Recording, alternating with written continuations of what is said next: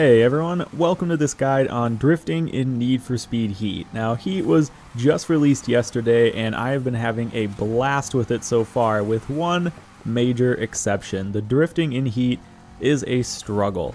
I've scoured YouTube and forums and Reddit and just haven't really found anyone that's really figured it out yet. Now, I come from drifting in games like Forza or Assetto Corsa and in real life as well, so I knew there would be some adjustment period to the more arcade handling model in this game, but I'm now 30 hours deep and finally just figured out the trick that has made all the difference for me.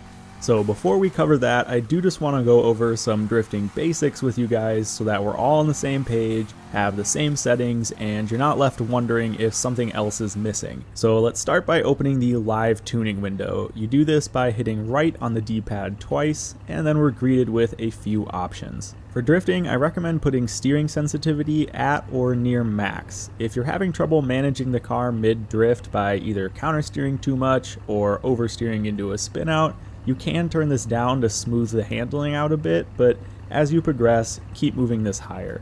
Then you'll want downforce at the minimum. This will especially help keep your angle with higher speed drifting.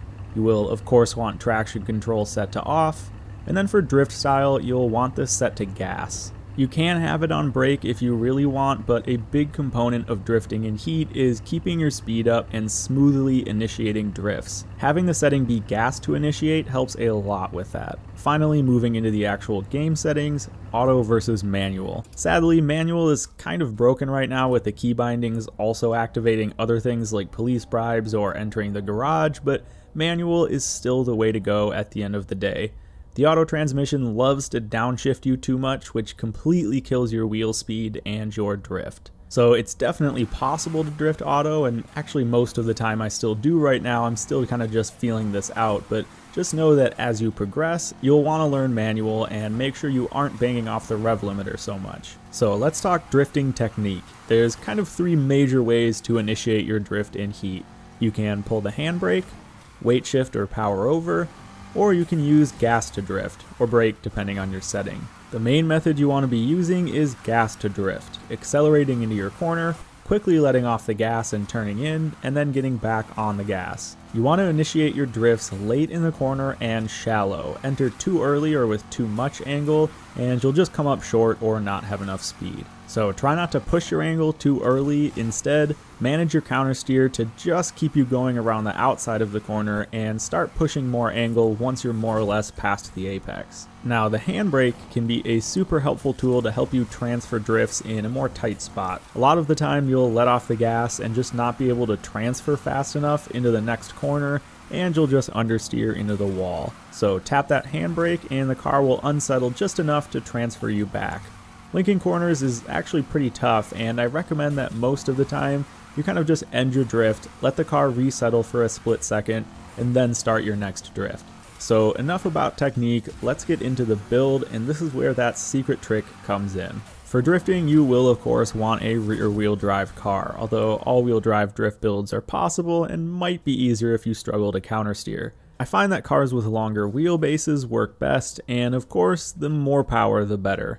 If you have the deluxe edition, you should have this Corvette, and I found it to be one of the better options if you're starting out because, well, it's free. So throw in as much power as you can, pick the single turbo for better high-end power, and I recommend going with more smaller nitrous tanks, as well as the drift to refill nitrous option. Using a shot of NOS is the best way to extend the drifts if you're coming up a little short, so having that option available more often is best.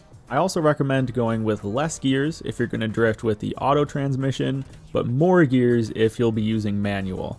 Alright, now here's the kicker. You don't want drift parts. You don't want showcase parts either. You want speed cross parts. Pick up the speed cross suspension, tires, and differential. This, guys, is the key, I'm telling you. The drift and showcase parts just have too much grip, and since cars don't really carry any forward momentum in Heat, having these on-road parts will grip you up too much and just mean you can't really carry any of your drifts. Speed cross parts, on the other hand, have poor on-road grip but still want to kick you out into a drift. This means you can maintain more shallow drifting angles without gripping back up. It means your transitions will be smoother, and overall you will be able to drift so much better. And as an added bonus, if you drop the rear end off the road or even want to do some off-road drifting, these parts are better for that. I cannot tell you how big of a difference this makes. Finally, I can see the skill path to progress, and now keep in mind, I only figured this out about 2 hours ago, and once I did some more thorough testing, immediately I just had to stop and make this video because I think this is really going to be a game changer for people.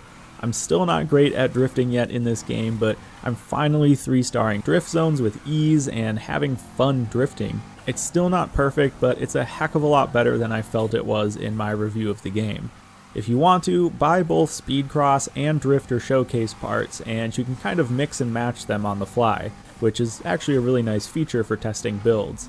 I found that for all-wheel drive drift cars, keeping the drift differential can help, as all-wheel drive cars won't be so oversteer prone. And if you come up to a drift spot with more tight corners, sometimes switching back to the drift or showcase suspension helps with the transitioning. So guys, that's just about it. I really hope this video helps you out, and I'll see you in the next one. Thanks for watching.